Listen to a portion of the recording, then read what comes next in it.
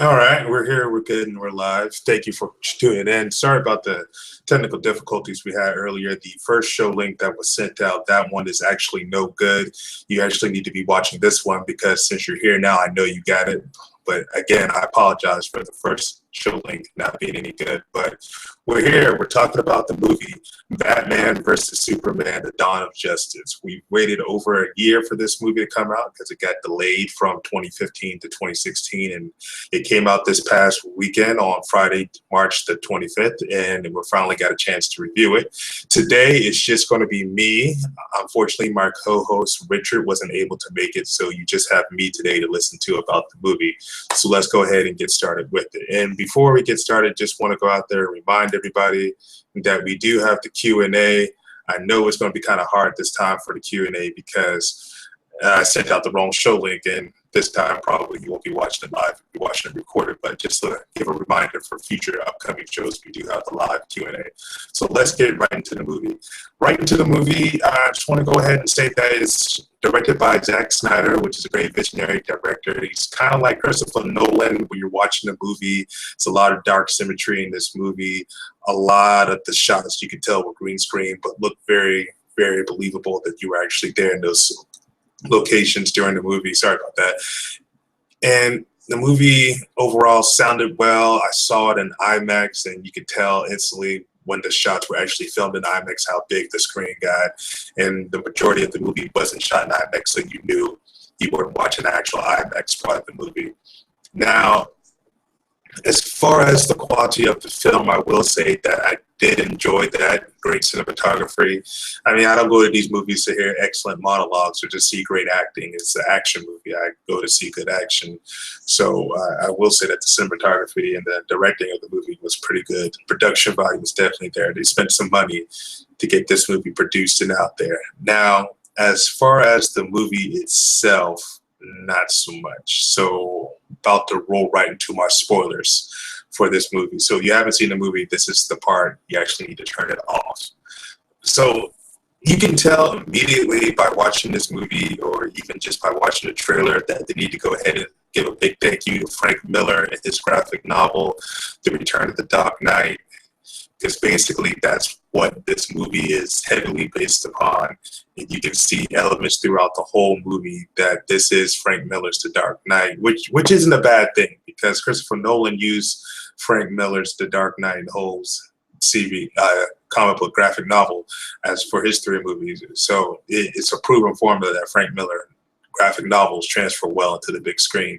But as far as this movie, I really wasn't impressed with it so much. For the simple fact is that you go to a superhero movie and you want to see superheroes fight. You saw Superman do a little something throughout the movie where he went to Africa and saved Lois Lane, and you saw Batman drive around in his Batmobile for a little while, and then you pretty much didn't see them in costume again until almost the very end of the movie. So kind of upset at that point. I was thinking, where's the superheroes in this movie? But don't get me wrong, when the superheroes came on screen, I was kind of shocked, like, oh, wow, this is pretty awesome. Now, as far as the introduction of the rest of the Justice League, if you knew about the Flash that he could time travel, then you knew that you saw the Flash in this movie. Again, they presented the Flash when Batman actually stole data from Lex Luthor's computer. They showed the Flash again. They showed Aquaman, which still doesn't make sense to me as a superhero. They showed the Cyborg, which, yeah. And they showed, well, Wonder Woman, which Wonder Woman is throughout this movie as well, just as Princess Diana. She doesn't put on her actual costume until the very end of the movie. But as you go through this movie, you sit down, there's pretty much a snooze fest throughout the movie. Like, they give you little spurts of something to keep you interested in the movie. But I was hoping for more, wanting to see more action, wanting to see more Batman versus Superman, wanting to see that more. Well, they had their epic fight at the end like they did in the graphic novel, but I was hoping that, they could fight throughout the whole movie, tear it up a little bit. But that didn't just happen in the movie. The movie itself, it almost kind of like wills you to sleep, but then throws something at you to make you say, oh, wow, the movie's still going on, to keep you interested. I don't really know how long the runtime is. It felt like it was almost 2.5 hours. I have to check the runtime, but you feel every minute of it up until the very end when Superman and Batman are actually fighting. And then you're like, oh, okay, now it's gotten interesting. And then all of a sudden, the climax happens to the movie. I'm not going to spoil the movie completely for you, but the climax happens to the movie. And then you're like, yeah.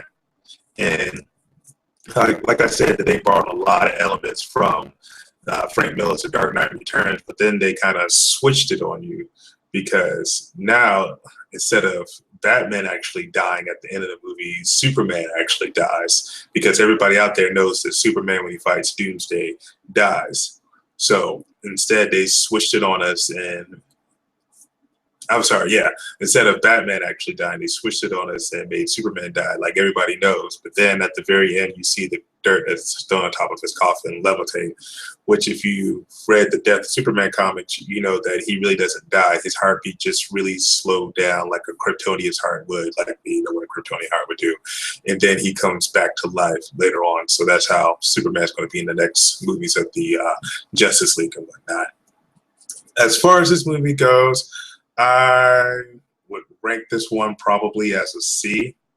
I really say I was anticipating this movie because they did delay it a year, and I'm just a Batman nerd, so I was highly anticipated to see Batman on the screen again because I thought the previous 3 Batman movies were great, and another chance to see Batman on the big screen. I couldn't wait to see it, but this one really didn't impress me like the Christian Bale, Christopher Nolan Batman movies did. But this movie is a C. It seems like this movie is going to be a necessary evil that you have to watch to understand the next movies that are coming out, and hopefully that DC can just build upon this, because The Man of Steel personally was a great movie. Thoroughly enjoyed it. Watched it on Friday or Saturday before this movie came out so I could be familiar with the storyline again. But this movie here just didn't deliver to me like I wish it would. I'm glad that we do have at least 2 other superhero movies coming out. Not Batman. What is it? Suicide Squad, which is basically all the villains that Batman put in Arkham Asylum are building the team together to go out and save the world. And Captain America, The Civil War, which that looks to be pretty awesome with the trailers that have been out so far. So I'm looking forward to those 2 movies. And hopefully next time when we get back here to talk, that we'll have my co-host with me, Richard. You were dearly missed on this movie, on this movie review as well. So this one was a quick one. Really didn't have much to say about this movie. Kind of unimpressed. C ranking. It can only get better. Remember, Deadpool was awesome. Until next time, deuces.